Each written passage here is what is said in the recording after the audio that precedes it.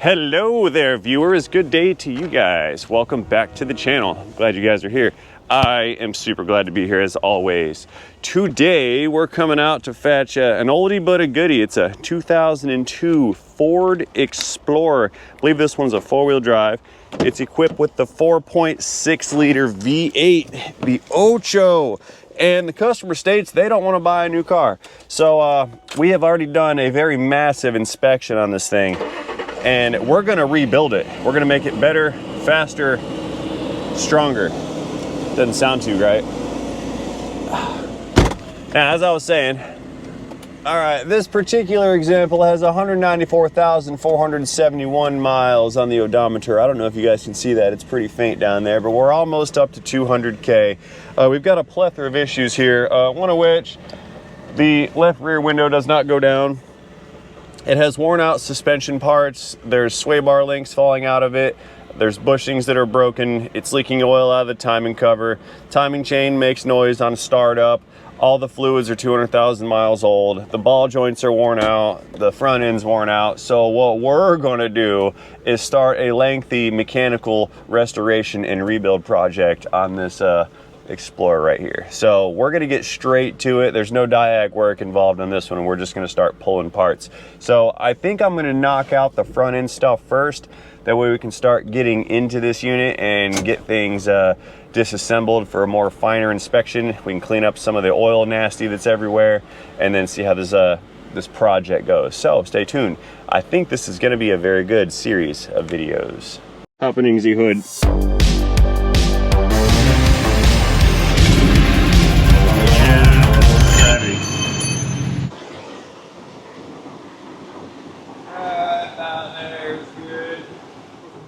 All right, let's get this thing parked up and shut down and hood popped and racked up and all that good stuff because it's here for some extensive services.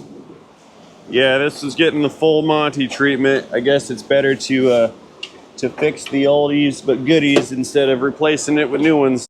So I'm definitely going to be spending a lot of time in here for the timing chain job on this. We got to pull off both valve covers, and then that whole cover assembly comes off, and then we can get access to the timing system.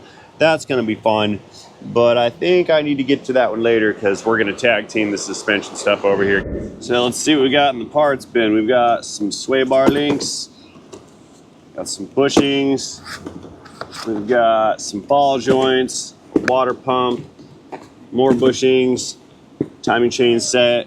There's a set of struts right here. We're gonna throw those in on the front. The fronts are got, they're leakers. We have a window regulator, and a bunch of other stuff too. Some of this is for another truck. Got to sort it all out. There's a huge delivery came in today. Anyway, let's get this thing up in the air. We'll pull the wheels off and get started. Cass, you ready to go? Hit the button. I think we're good. I'll watch you. Hit the button there, brother. Keep her going. A little more. All right, hold it. Let's give it a quick check. My side looks good. How's your side? We're good here. Yep. Yeah, go ahead. Go ahead. Do you need to make an adjustment over here? What are you doing? TNT one. Just getting it a little better place. Oh, perfect. That's nice. Good, good, good. And let me set your rear one up a little bit better here. There you go. Go ahead and hit the button. Moving on up. Nice. That's about right. Right there. You can stop it. That's good. On the locks, please. Nice. Go ahead and pull your wheel off of your side over here. I'll get this one off.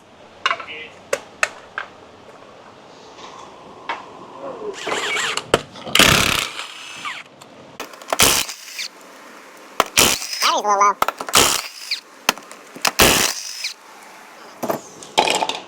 It's like a little basket for your nuts.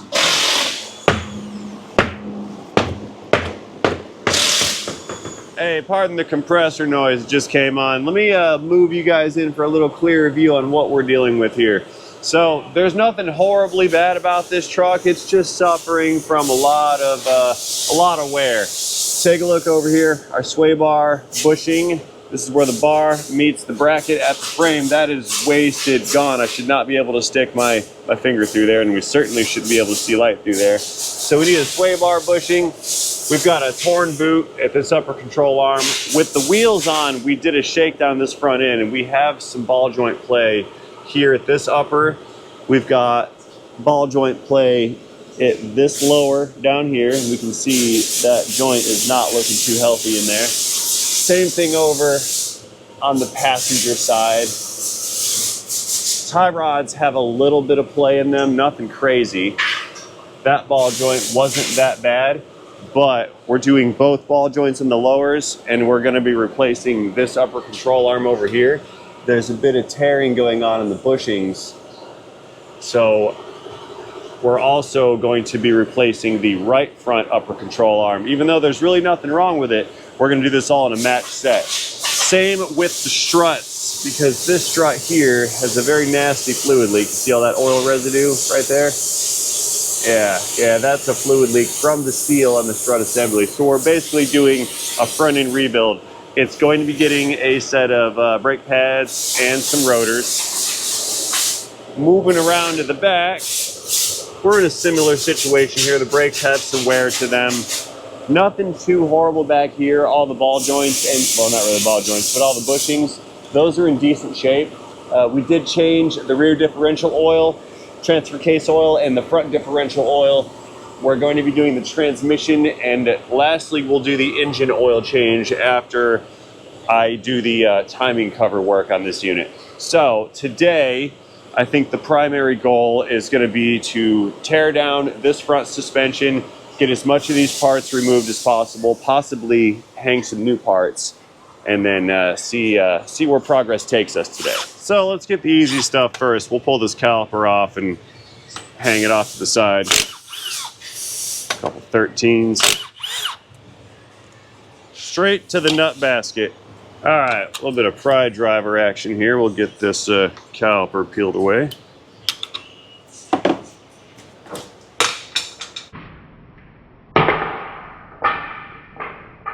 And we don't want to hang it from the hose. So, got this little hook device here. We'll hang it from nothing, because this wheel speed sensor wire has me kind of hung up. Look at that. Let me see here how we're going to deal with this. I have an idea. Switch directions. There we go. Check it out. That'll do it. Now, let's get this wheel speed sensor wire disconnected. However that connects. Not back there, I don't think. I mean, it does, but I can't get to it. Okay. Have no fear, little wire.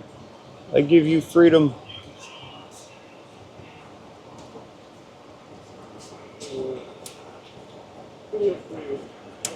There we go.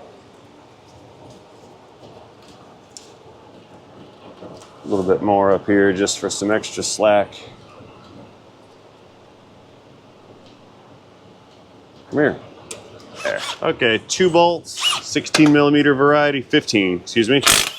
Pull these guys out. That's going to remove our bracket.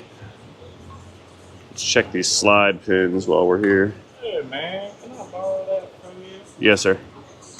There you go. My stuff. Yeah, look at that. That's nasty. Yeah, you know the rule, right? If you've got to borrow it more than twice, you need to buy it. That's going to be the rule. Not right now, but one day it's going to be the rule. If you got to borrow it twice, you need to buy it. Here, let us extract this wheel speed sensor. And I need to turn the wheel back the other way so Cass can pull his brake assembly off of the other side. Get this stuck. So we must make it unstuck. See how this is going to work. Turn it some so it's not stuck. Having a hard time. Can't get like a good purchase on this thing. Bear with me, we'll get it. I'm pushing outwards towards you. There you go. towards you guys. Good to get past the O-ring and more importantly the dirt that was in front of it. That's just some grease. Okay, that's good. So now, take that, put it in the jar. We'll turn this assembly this direction so Cassidy can do his other side. There we go. All right, so we're around the back here. I want to get this tie rod out, so let's pull our cotter pin. Oh. Get this guy out. Nice.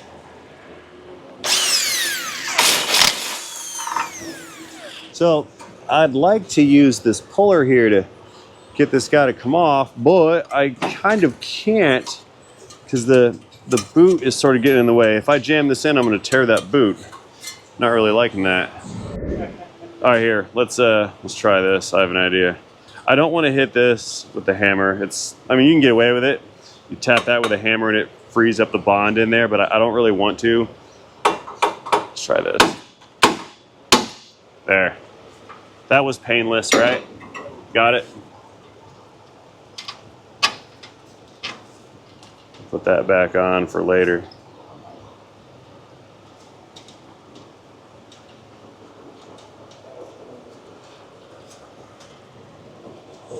There we go. And let's get this axle nut socket off of here, or axle nut off of here, because I plan on taking the whole spindle off to do the ball joint. I don't want to hang it off to the side and be all awkward with it.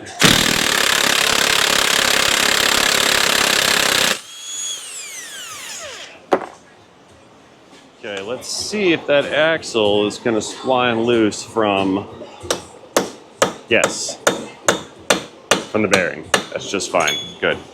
Okay, lower ball joint. We have more cotter pin. We're not reusing those anyway. They can go away.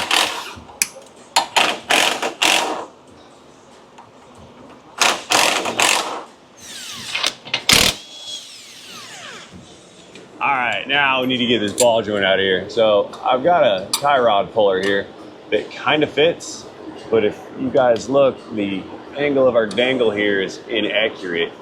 It wants to kind of press sideways because the upper plane where these hooks hang on to is not exactly even. Yeah, see that angle right there? So what I want to do is we're going to shim it out. We're going to shim it out real nice like with a washer. Right there.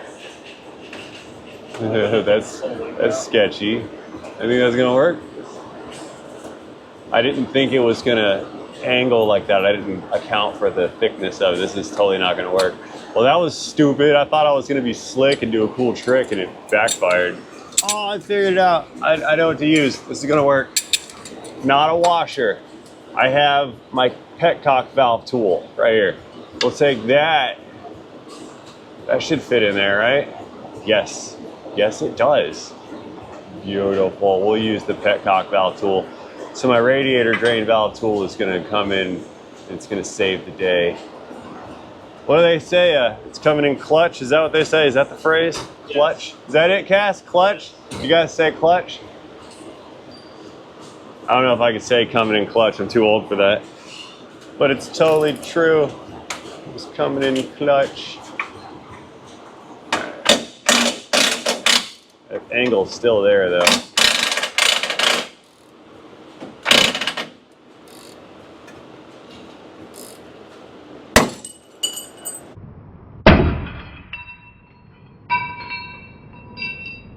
I caught whatever you just did. Got it.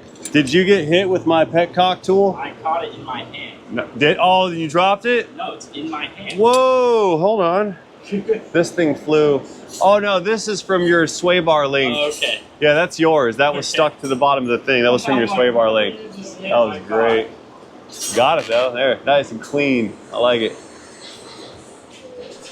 What do you guys think? Can I say that? Can I say coming in clutch when something serves a niche purpose? It like clutches it seizes the day. Is that what that's from, man? It seizes the day? Like, can you explain to me the origin of why your generation chose that particular phrase? Does it like clutch the situation like a car clutch? That's probably where it came from. But I don't know the specific origin for it. Like people just started saying it. We're gonna have to ask Reddit. It's like Riz. Like where did that come Riz? from? That came from Minecraft. That came from you guys playing video games. I mean, you know, I can't really complain about video games because I have spent my time on the PS5, especially for Battlefield 4. Oh yeah. I loved Battlefield. That was one of the greatest ever. Battlefield's great. They ruined it with Battlefield 1 because they changed the game engine and it didn't play the same. So all of my Battlefield 4 skills were invalid. I still really like 1. I'll keep it up. 1 was a good game, but it wasn't my game. It was a different game. Same name, different game. They did a rebranding. All right, last ball joint nut. Wonder how we're gonna pull this one. Maybe the same puller. Yeah, I'll try the same puller we used on the lower and see if it works here on the upper. And the survey says it's coming in not gonna work. That's not gonna work. But this one will. Yeah, that one's gonna do it. Perfect. My tie rod puller came in clutch for this ball joint. Yeah. And now look, the 90-degree impact's gonna come in clutch. If I keep using the word, maybe the youngins will stop using it. It won't be cool anymore.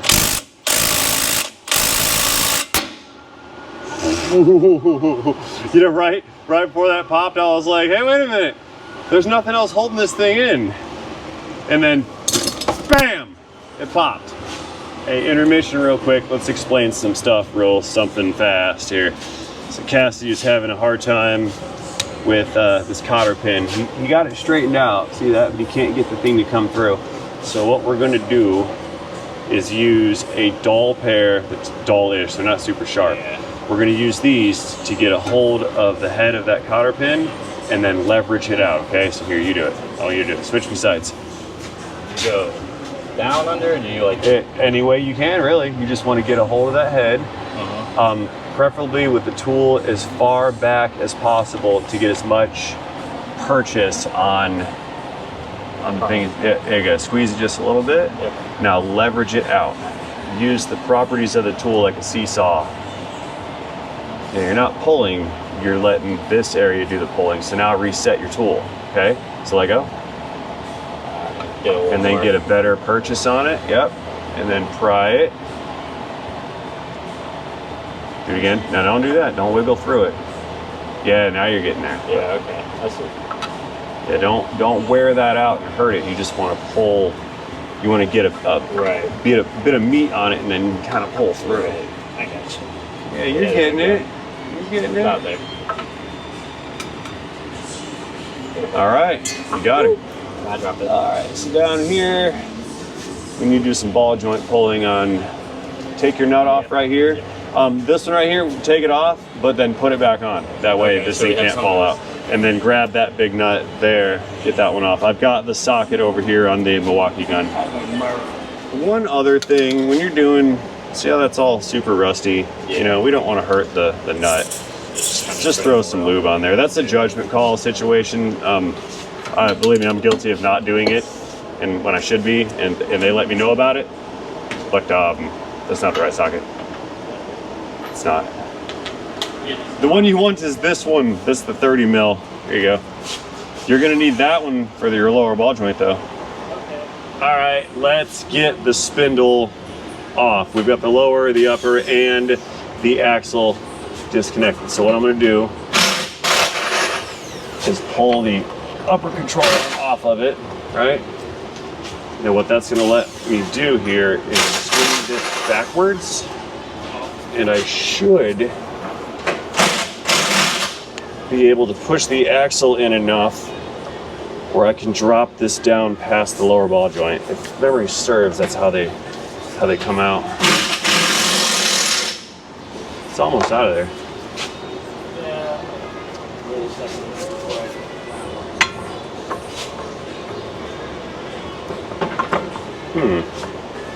What's this problem?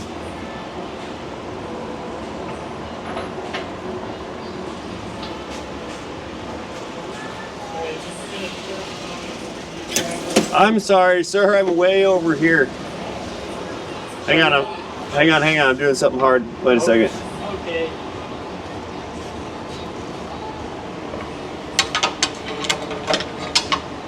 I might have to take the,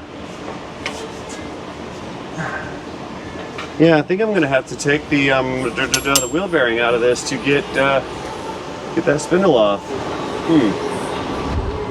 Yeah, I don't know what I was thinking. I thought I could slip this knuckle off of the lower ball joint. I seem to remember having done it before, but I guess I was wrong. Yeah, there, got it. Woohoo, progress. Now I'll speed this up some here.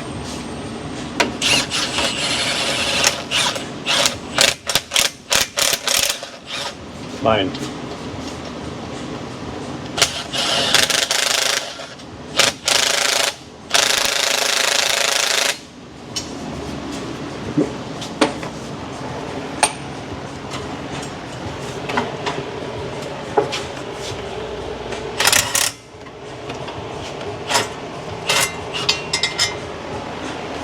Mine.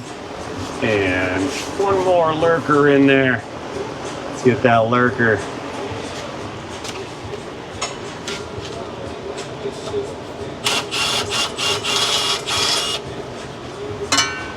Oh, uh-oh.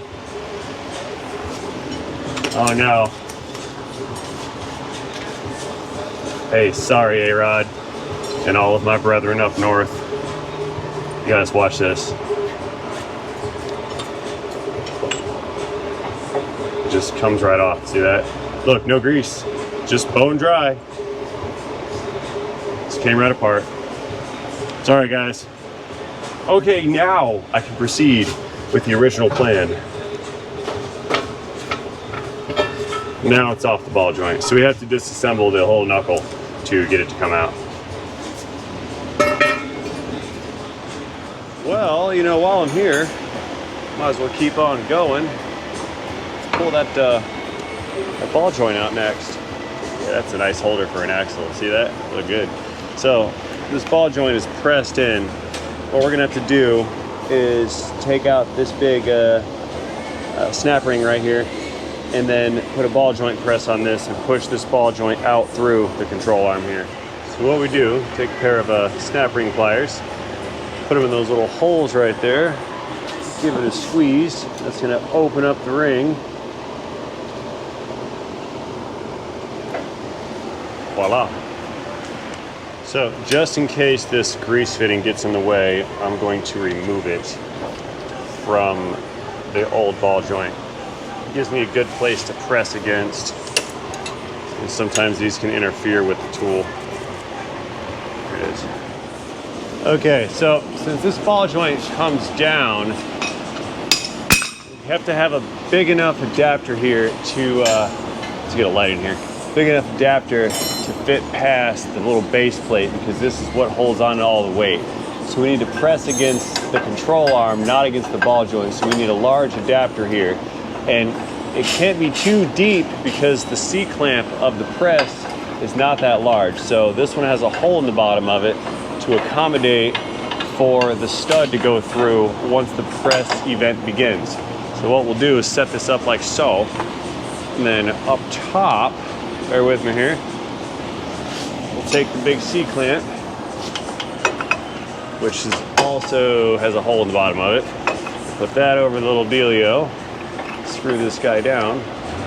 It's gonna make contact with the top of the ball joint, and then as we screw it in, it will press it out of the control arm. Right about, there we go. I could put another adapter in here and not press directly on the face of this ball joint, but we're gonna just try it this way for now. That is what I was talking about earlier. Here, let's see if the little air gun's gonna pull it off here.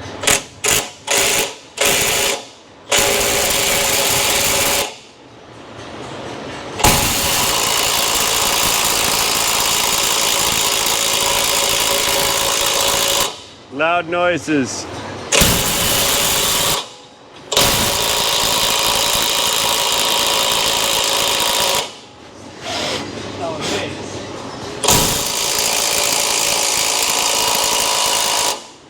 It's going.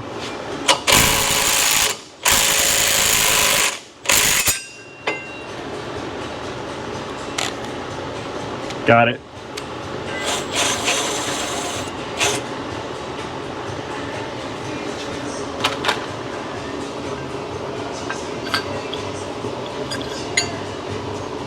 Yeah, that's nasty. Junk! Okay, let's dig this upper control arm out of here, and then we're gonna go over to the passenger side and help Cassidy get his side apart a little bit. So we've got a 21 mil socket on a universal. There's a bolt here, and another one on the other side, and that should be the only things that are fastening this upper, except for interference fit. We're gonna find that out in a second up here at this body line or whatever. To the nut bucket next. Where's that bolt? Yeah, that's up there buried a little bit. I see you back there. Yeah, the universal is critical. Gotta have the wobbly bit to get the proper angles for our dingles. Except my dingle's not working. No problem. Ah, can't get it right. It's this brake hose business in the way here. Taking up all my real estate.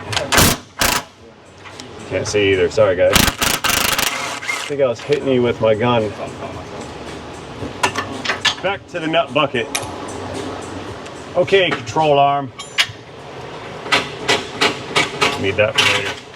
That's the locating shim, so we know where this thing goes. The holes for these bolts here are slotted. And if you remove these shims, if you remove that shim, which keeps it in position, you can adjust these to get a different wheel alignment angle. We're gonna get to that later. But for now, it's the nut bucket. Okay. Very carefully, we try to get this thing out. Pry bar, definitely pry bar. Yeah, the issue is there's not physically enough space to lift this stud out of that bracket because of the body. The vehicle's body is in the way. So we're gonna make it move.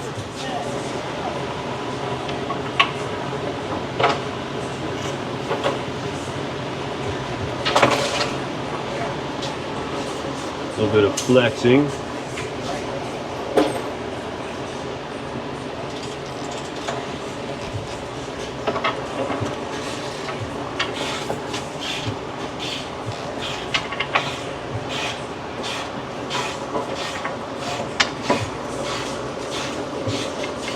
Okay, that didn't work that direction. Yeah, nope. Okay, we'll flex it the other direction.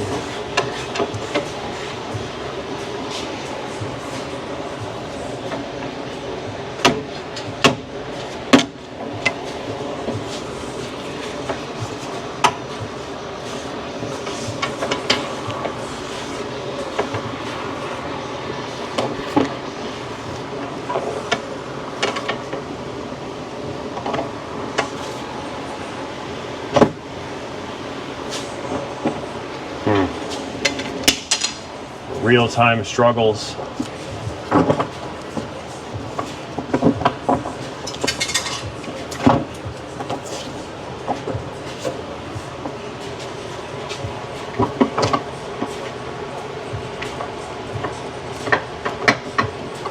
I wonder if I would have loosened these bolts on the end of this beam here, and that beam could have been rotated. That would have helped out. I think I might have just fundamentally done this wrong. My brain recollection is not coming in clutch anymore.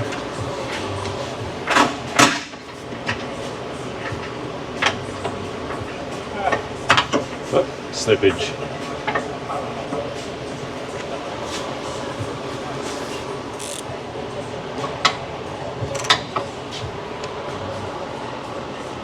Ah, it did turn, see that? How about now? Are we still stuck? Sure are.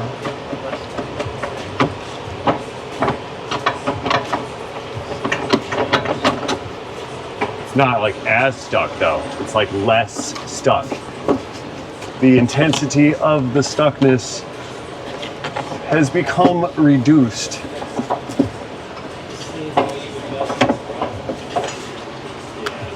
Wow.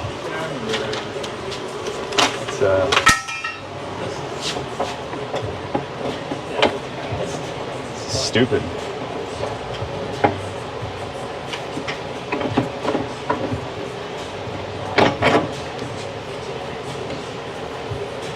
I just put it back in the hole. Oh no. Oh look. Up at the top, it's on that side of the strut bolt. That's also not helping my case out here. Cool, that's fine. Pry bar for the win. Now we're over, there we go. Putting this thing back in is gonna be super fun. And there's a vacuum line in the way too. Or the wheel speed sensor line, okay. I knew that was going to be an issue later. I could just feel it. There's the connector up top, but we can't see it. Let's get that thing pulled down. Oh. Stay right there. It's going to be pocket screwdriver for the win. Hey, please don't do that over there. What are you doing? Nothing. I was just about to say.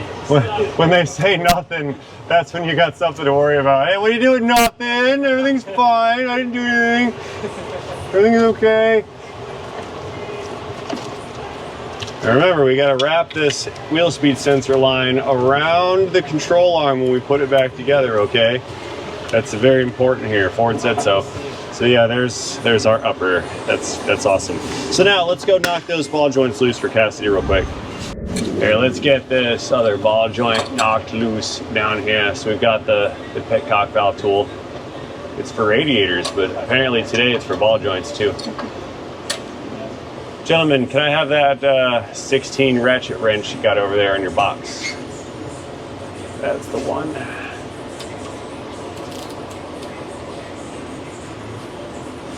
It's totally gonna work.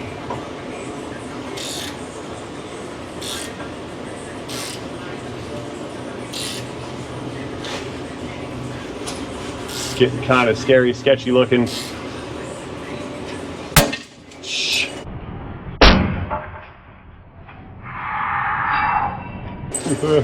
Got it. Like that? Got it, yep. Like that. So then you pop that top one off of there, and you'll be able to pull this whole deal right out. The whole spindle comes out. Hey. Don't be scared. You have a nut on the bottom of it, so it can't fly off and harm you.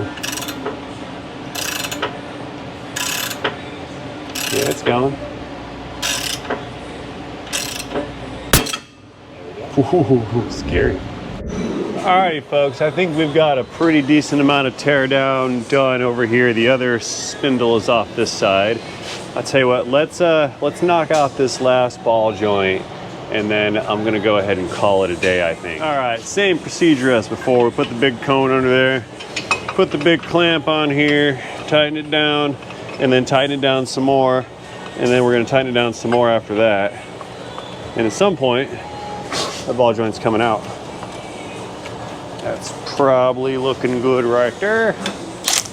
Loud noises coming in.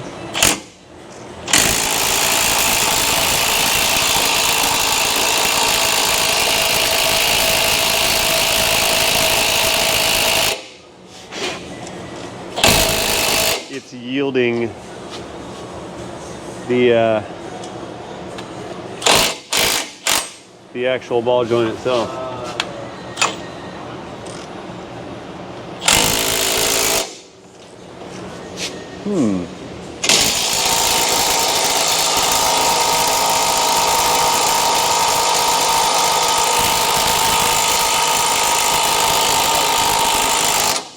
Come out.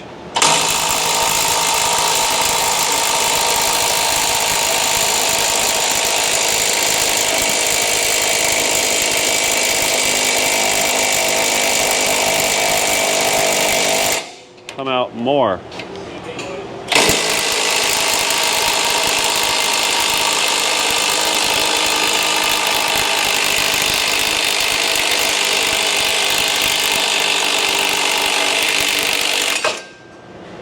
What?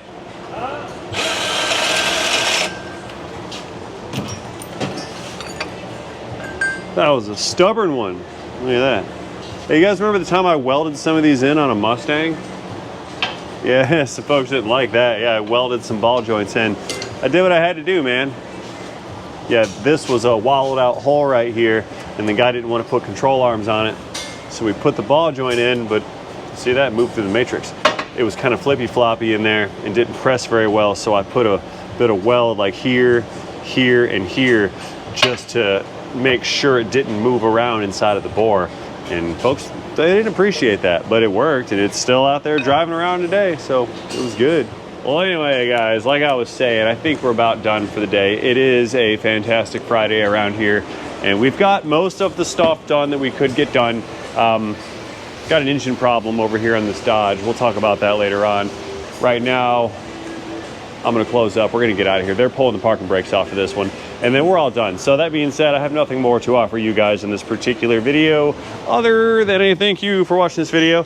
As always, let me know what you think about this video in the comment section down below. Do not forget to engage that like and subscribe button while you're down there.